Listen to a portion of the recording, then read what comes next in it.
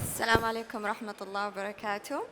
Good afternoon, ladies and gentlemen. I'm glad to have you with us today. My name is Esraa Albuti. I'm a partner in Ernst & Young in Tax and Law. And today we're going to have a discussion which going to address the following question.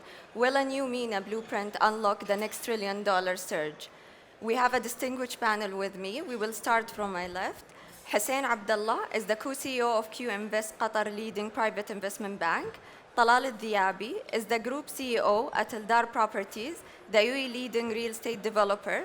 Catherine Wing is a co-founder and a partner of Mizma Venture and over 20 years of experience in investment banking. Mena is the founder and executive chairman of Denvo Partners. Noor Swaid is the founder and managing partner of Global Venture based in UAE. Welcome, everyone. I think I will be glad to start our discussion today by mentioning the Crown Prince Mohammed bin Salman yesterday announcing the Esport Cup that will get a contribute to 50 billion Saudi riyal to the KSA GDP. Therefore, I will start my question to Hussain. With rising investment in alternative nine-oil investments such as education, tourism, and specifically sport, how do you see investment in this sector, specifically in this region? Allow me to start from a high level by, talking about the net exporters, which is the oil and gas, the GCC countries, and the net importers, which are countries like Morocco, Jordan, etc. The reason why I'm bringing this up, the GCC countries have managed to build an asset under management worth of more than 2 trillion with the sovereign wealth funds to be used internationally and locally to develop the market. And if I start from there, I think there is a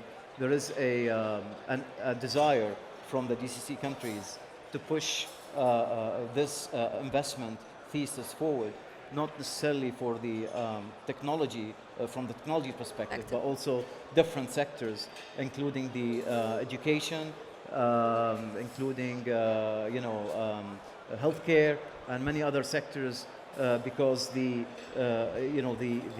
population, which are in the MENA region, which are under the 15 years old, are actually 1/3 of the total population of the MENA region. So I think there is a push towards there, and I think GCC is probably the right hub, given the access to capital. Great answer. Speaking about the new investment, this will lead me to you, Talal, about the new economy and the smart cities. We have seen a lot of smart cities that has been built in the region. Economic zones and infrastructure projects show promise to sustainable and quality of life to MENA rising population. What are the challenges do you think that these projects are facing? So it's a great question, and I think the concept of smart cities and smart economies is definitely something that's been pretty prevalent around. But I think the key word in your question is sustainable. So whether we're looking at industrial cities or we're looking at communities today or economies, the concept of sustainability, how integrated these communities and cities are, is becoming much more important. People or businesses are looking for places to establish themselves, but they also need a workforce that want to live in a place and have all of the facilities that are there. Thus the investment in alternative asset classes like industrial, education, healthcare, data, which is becoming so core to everything that we do. I think one of the biggest challenges there is there's no lack of appetite for investing.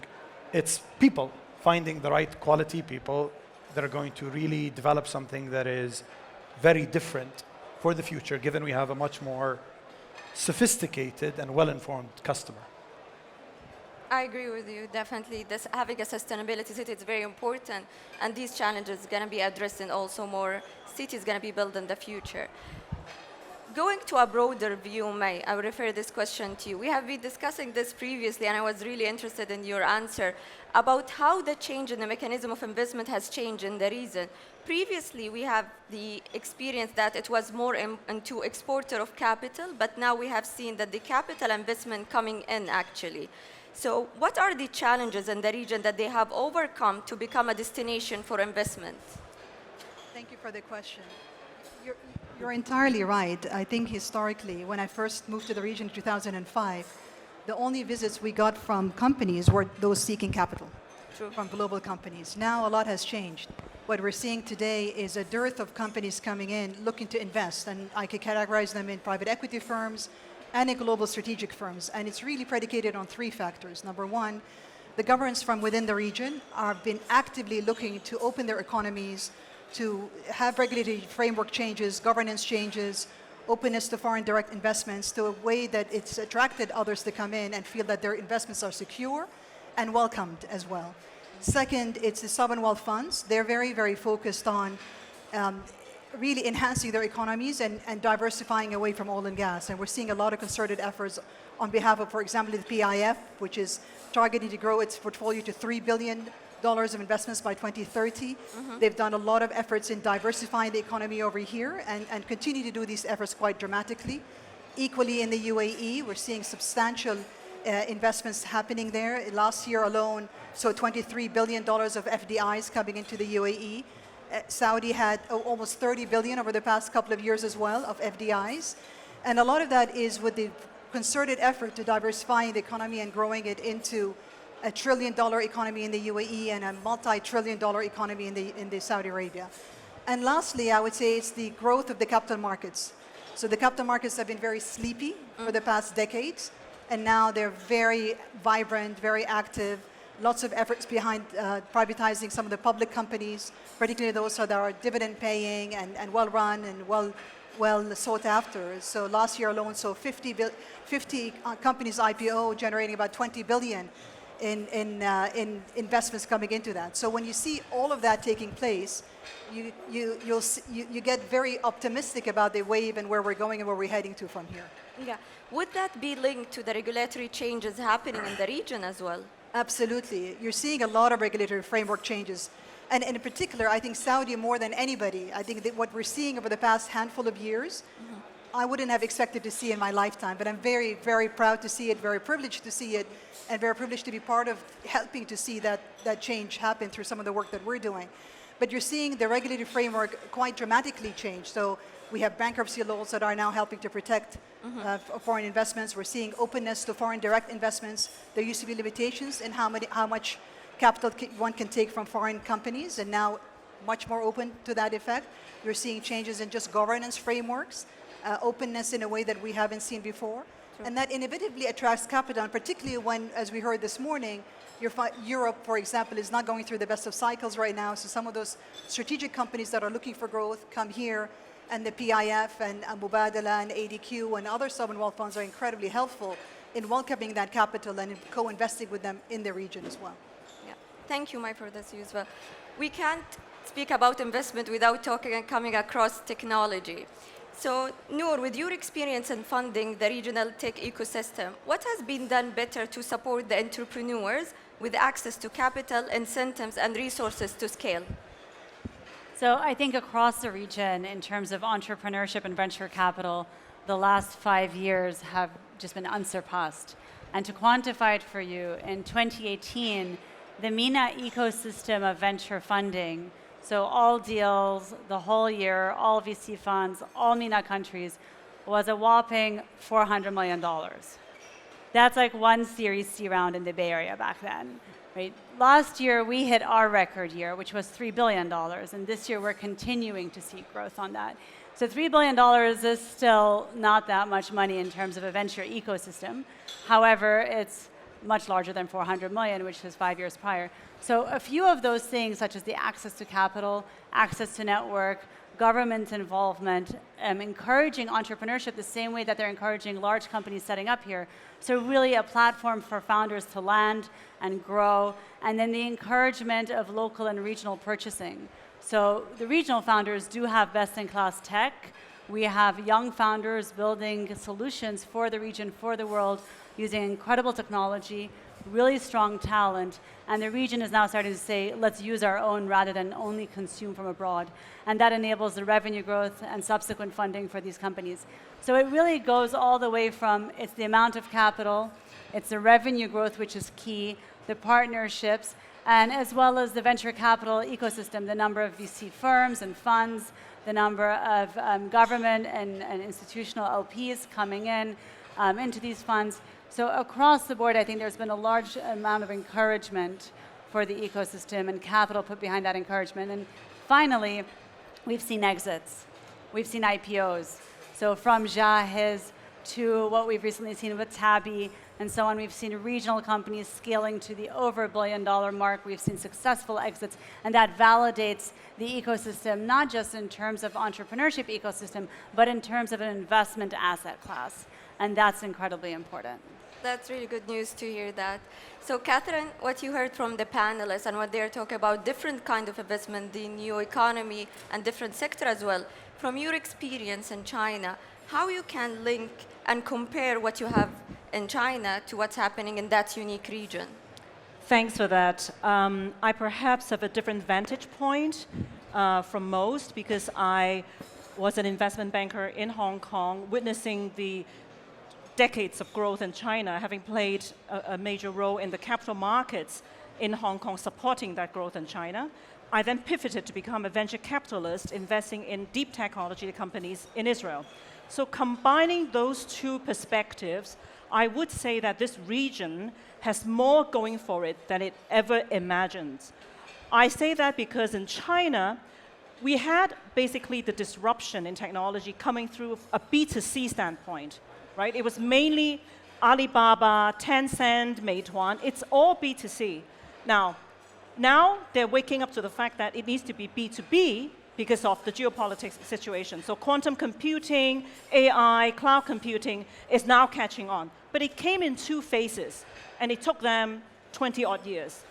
In Israel, where it doesn't have a home market like this one, in the Mena region, you're talking about a population of 500 million people. In Israel, its home market couldn't support all its technology. It has to export to the United States.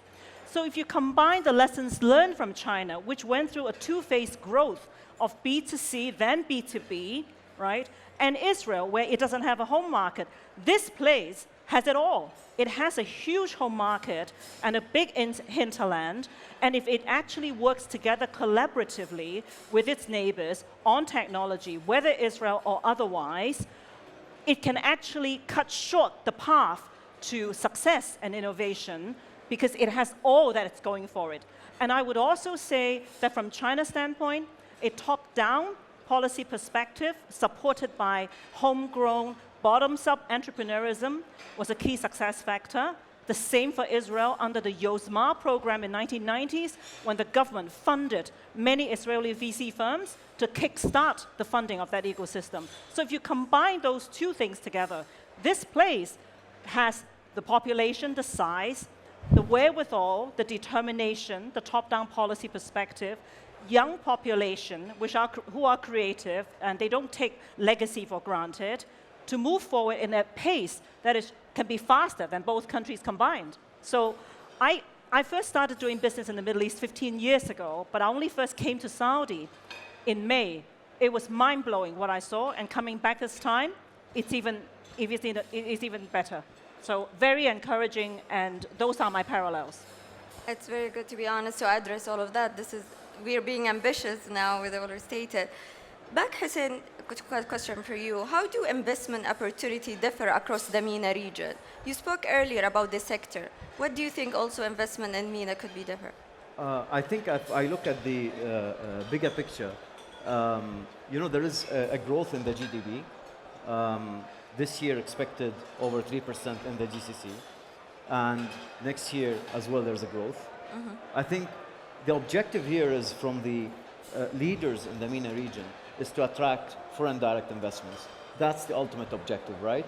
And to achieve that, large funds will not be looking at a single asset or a single jurisdiction when it comes to investments. So I think what needs to happen is the local and the regional players to invest in these platforms, prepare them for those large funds to be part of this region as well. We have seen it in the oil and gas sector, but yet to be seen in the other sectors, and I think the technology is the next. We have been talking about the present and the investment that we're having for the time being. Talal, what do you think the future look for a global investment destination? So as some of my colleagues alluded to, I think the world is going through a very interesting time. The economic outlook in Europe is not great. The US is maybe coming out from a point of strength. Interest rates are high, and there's an expectation that interest rates are going to stay high. So people's weighted average cost of capital is going to change. Companies that didn't come in with a strong balance sheet are going to struggle. But just as you have challenges, you then present yourself with opportunities. And I think it's amazing what the reform that some of my colleagues alluded to, that the governments are doing across the region and importing capital and incubating a lot of these investments. But what's very important as well is to have a very thriving private sector. So having young startups, having SMEs grow to becoming medium and then large companies in the future is something that we didn't have for quite a while in terms of real job creation across industries. It happened in the oil and gas boom, in the financial sector boom, but now we need that cross-sector, whether it is from technology to fintech to agri-tech to all these new sectors that are out there. But it is important that after these public sector sovereign wealth funds start to invest in these areas, that they don't alienate or crowd out the private sector, and that we see a very, very healthy private sector in the future. If we do that, I think I am bullish, and I remain very, very bullish about the outlook for our region. I agree. So I'm going to have a group question I would like to hear your opinion on about the Mena build and advantages like location, resources, and youth to become a hub of industries for the future, like technology and AI. How do you think that could happen? Go ahead, Catherine. I think it is important. Everything starts with our young people and education. In China, where I was a byproduct as well, there has been a lot of rote learning that goes on, and it's still going on today. But I think China finally realizes that you need innovation and entrepreneurship, and you need the ability to take failure. Because not every new startup, not every idea actually works or materializes, right? So the ability to stay away or complement sort of rote learning with case studies, projects, and how to incubate entrepreneurship is very key to the kind of DNA and the education of this place, because the young people is our future. And that's how, like in Israel, people actually don't take authority for granted, right? They question the commanders, they question their bosses, they challenge them. And that's how this spirit needs to come out more. And I think with a very young population, if you get education right, you'll get a lot of other pillars right. I think to build on Hussain and Talal's points as well, I think the entrepreneurship and the innovation and technology is important. But I think if you think, to your question, Esraa, on which sectors, right? So what are we excited about today as VCs? And I can say with confidence, when we look back at our 2018 fund, we were very excited about fintech, thinking properly 5 years from now, which industry is massively different to 5 years ago. Thinking, where can the region leapfrog? Where is it that we lag the legacy infrastructure that you were speaking about, that we're never actually going to build enough banks? We'll probably get to financial inclusion by doing fintech. Then in 2020, when we did our second fund, the question again was, which industry 5 years from now is massively different to 5 years ago? And we landed very, very confidently on health tech, with things like remote diagnostics, data management, e-pharma, telemedicine, you name it. In 2025, health tech looks nothing like 2015. And as we sit now and we take a look at where are the global macros, what are the governments supporting, what are our investors, which includes some regionals like Albuti, like HSBC. We have fantastic LPs regionally, PIF, through the Jeddah Fund, and then we have the others on the other side, so the General Atlantics of the world, the FDI, as you talked about it. When they all come together, what are they talking about? What's massively different 5 years from now than 5 years ago that the region can leapfrog in? And our confidence is really this supply chain tech and food tech or agri-tech. And as we invest in the entrepreneurs and technology that are coming up, that are young, that are hungry, in these sectors where we still don't have the legacy infrastructure, which globally actually hurts entrepreneurs, because it stops them from being able to innovate and deploy so quickly. So what does manufacturing look like 5 years from now? What does supply chain look like 5 years from now? And how are we going to get there in an innovative way where we can use best-in-class technology and deploy it across the region? And who are the entrepreneurs that are going to do that? And how does the government and the large corporates think about that? And that's where we suddenly see industries hit inflection points. And we go, wow, those are great companies, great founders, great tailwind behind them, and let's invest. And they scale and they grow and they create jobs and have all the added effects of that.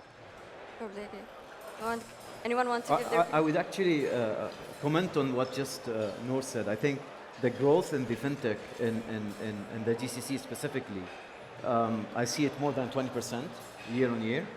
I mean, to give you a proof, I mean, before COVID, no one was using actually, apps to pay, right? It's cashless today. We're talking about in the GCC is around 70%.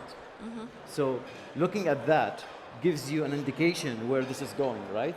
So to even add to what Noor just said as well is, for me, the way I see VC today in the region is a developing space, right? We're not developed yet. So I think having other players who have built other ecosystem to be based out of the GCC is very important. And I think we will see a number of large funds coming. Some of them already came. The others will follow. And I think they will be taking this GCC as a base to actually export those technology, which was, she was referring to in other countries. I completely agreed with that. I have another question for the group. No offense to the gentlemen in the panel, but I'm so honored and glad to see that the majority of the panel is actually women, which take me to my question. MENA strengthens its global role with the role that the private sector can play, advancing priorities such as inclusiveness, which specifically to women in the workforce, sustainability, and also social impact. Can you give us your opinion on these three areas? I'd love to start. I think sustainability is, it's become a recent buzzword, and it's important. And a lot of people, when you look at the ESG parameters, focus on the environment, which is important, and looking at the Paris Agreement and making sure that we decarbonize the economy and help control, big phenomena like global warming is something that's very, very important. But the S and the G in that framework remain very important, and I don't think that corporates around the world are taking it as seriously as they need to be. And I don't think that this is a tax, whether it is the E or the S or the G. But when you focus on that and the amazing women that we have and our moderator today, I think history is showing us today that more inclusive and diverse workforces when it comes to either gender or ethnic background or age, creates a very different and vibrant workforce that yields much higher results. So that is sustainability when you really look at it. And I really hope that in future debates, people really start to focus on sustainability as a much more overall inclusive thing, just as much as we're focused on the environment. Yes, ma'am? It's a hard topic not to comment on. I have to say a few things. Number one, there's always been this misnomer that our part of the world does not have women in the workforce, doesn't have women in senior positions, et cetera, and it's sort of much more backward thinking. And in reality, frankly, it's incredibly frontward thinking. And we're seeing a lot of initiatives that have been conducted by by the entire GCC community to include women in ministerial positions. There's even a law that has been passed in the UAE to include a woman on every publicly listed board. Yeah. There's a lot of women that are in the private sector leading family offices and family groups and family organizations. Women in a lot of the investment banks as well. We see heads of investment banks in the region are women. A number of them have that. And then you're seeing this younger generation of women that are very hungry to actually perform and be in the workplace. And forgive me for all the men in the room, but I'm seeing women being much more productive in many times than men have been. And it's beautiful to see. Yeah. But I do think that this region is incredibly encouraging of all of that. And I would also talk about diversity in general, not just women, but also diversity in general. We're seeing that companies perform better economically, profit-wise, when they do have a more diversified workplace. And the youth as well need to see leaders that are welcoming of them in the workplace and providing the right, whether it's the right educational platform or the right work environment for them to continue to progress in it. We have a population that's over 70% is below the age of 30. We have to be inclusive, we have to be open, we have to educate, we have to provide the environment for them to succeed, and I think the region overall would be the stronger for it. I agree completely. Kathy, raise your hand. In a growing economy, one may not have a choice about the gender, as long as they are good people in the workforce. We saw that in China, whereby in a lot of the industry verticals, the leaders were actually women. In the VC industry in particular, I saw an astonishing statistic.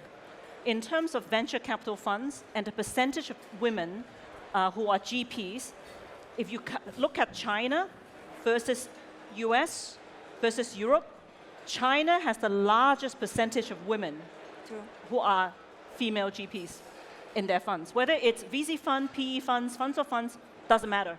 Look at PitchBook, the data is there. But in terms of female founders in businesses, in startups, right, I think that is still a bit lacking, whether in China or in Israel. One would have thought in a place like Israel, you have a lot of female founders because they all go to trained in the military anyway. But that number actually dropped very quickly after they get married and after they give birth. So I think in an ecosystem like this one, where you could actually make a difference in inclusiveness and in gender equality, is you're having women supporting women, being a bigger part of the agenda, which I'm sure you have as we speak. But I think that kind of support network will actually draw more talented women to come out and be brave enough to found their own companies, despite the fact that they have a family to take care of as well. So I have to give you my numbers then. So we're, as a portfolio, because it's interesting to observe as we compare with the world. So as a portfolio, what we count is female founders or C-suites, because sometimes the company starts with a founder and quickly there's a co-founder and so on. And our numbers sit at 28% across our funds, which compared to global standards is almost double some markets. But I would say that it really is an effort at the top of the funnel to encourage women to raise money, to encourage women to be ambitious enough to scale their businesses and to ask for the right quantum of capital to get to the next stage. But I'm always very, very impressed when I take a look at the region and I say, we're able to achieve this in the region without a gender lens. Yeah. And that these women are building companies that are just as good and competitive as any others. If you allow me just to comment on the ESG point, and I'll address your question. Sure. I think it's hard to look at the GCC without the energy angle, right? True. So I think in the environmental, which is the E, I think the strategy is there for decarbonization, but would we reach to a zero? I think it's I think impossible in the next 3 to 5 years. Are we heading there? I think yes. Are we behind others? Yes, but I think we're taking the steps to head there. When I talk about social, I would say we're probably better than the West when it comes to social. It's not everything about about only help or aid. We in Qatar, for example, we don't have homeless. We have so many funds that help those who don't have work, etc. So I don't think in the GCC we have that issue. Yes, we have probably some homeless here and there, but percentage-wise is very low. When it comes to governance, I think the biggest challenge that we have is governance, including the ladies you just referred to, and I agree with May in the comment. I think what Saudi and other countries doing, including Qatar, to include females to be part of the board, which I think our group of companies did already in Qatar, to lead by example. I think we're heading there as well when it comes to hiring females or ladies when it comes to leading positions, and we have actually ministers in the UAE and Qatar, etc. Females. I think where the governance we faced a bit of challenge is, and we're as well progressing, as also May highlighted, but I think we're slightly behind the West in this. I'm so honored and glad, to be honest, to hear that, especially your word when you mention about women supporting each other.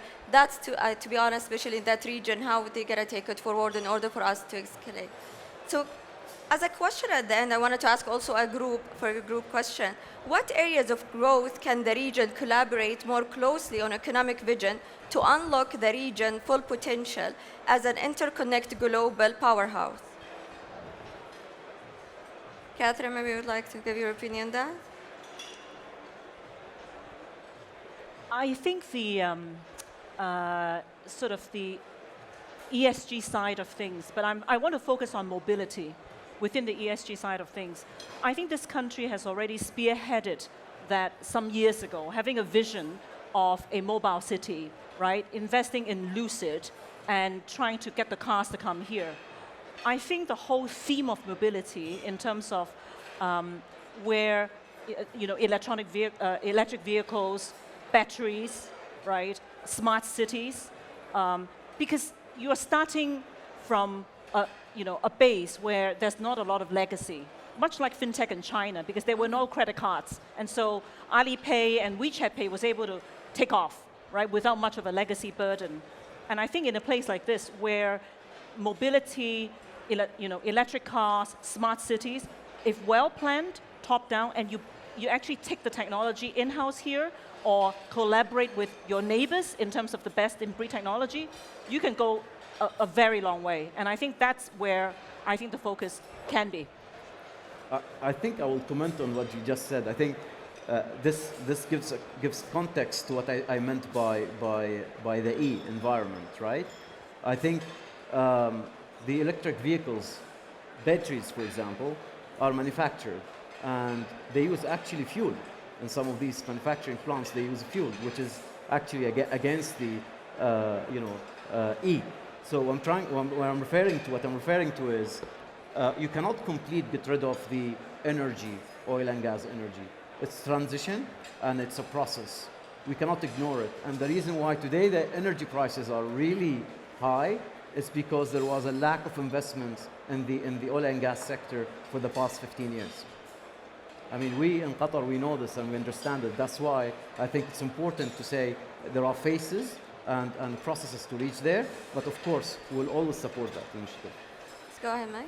Now, I think the region has done a lot to put itself on the map of being the diversified or the diversifying away from oil and gas and into being a hub for things to happen over here. So for example, when you look at ADNOC and Aramco, they've done a huge concerted effort for them to go into either commitment to carbon neutrality or to clean energy or to sustainable renewable energies. They're becoming a leader, and even the COP28 is headed by the CEO of ADNOC, which is unheard of in previous COPs, right? So it shows that they're taking the leadership on of that, and they're attracting others with them on this journey. So I think that's a really beautiful thing to see that the region can be really instrumental in. And number two, it is turning the sort of the pendulum around. So we used to be we continue to be an energy exporter. But now the region is saying, okay, we have the energy here, so why don't we import the manufacturing? Let the manufacturing happen here, and then we can be a net exporter of the manufactured product as opposed to just an exporter of our energy. And a lot of initiatives are being done on that. PIF is joint venturing with all sorts of companies. We recently worked on a transaction where we got BRF to come here as a joint venture to do poultry manufacturing in their kingdom. So there's a lot of these types of initiatives that are taking place. A lot of them are to attract a lot of these international companies and putting funds behind them. You see Veolia, Air Liquide, Hyundai, Samsung, all part of this Aramco initiative to put 25 billion into works in Saudi as well. I think that's beautiful to watch. And not to mention the fact that the region is attracting global private equity firms to actually do investments here alongside with whether it's Mubadala or whether it's ADQ, whether it's even Aldar has its own strategy with Apollo, and the PIF doing it with multiple parties like BlackRock and Blackstone and others. So the ecosystem is evolving, it's developing, and I think it's a great place. We're at an inflection point of seeing a lot of this come into real fruition of having this on the ground. Okay. I really thank you everyone for your insightful information. To be honest, I learned a lot from that special investment being here in FII. Thank you all the audience for attending with us. Thank you.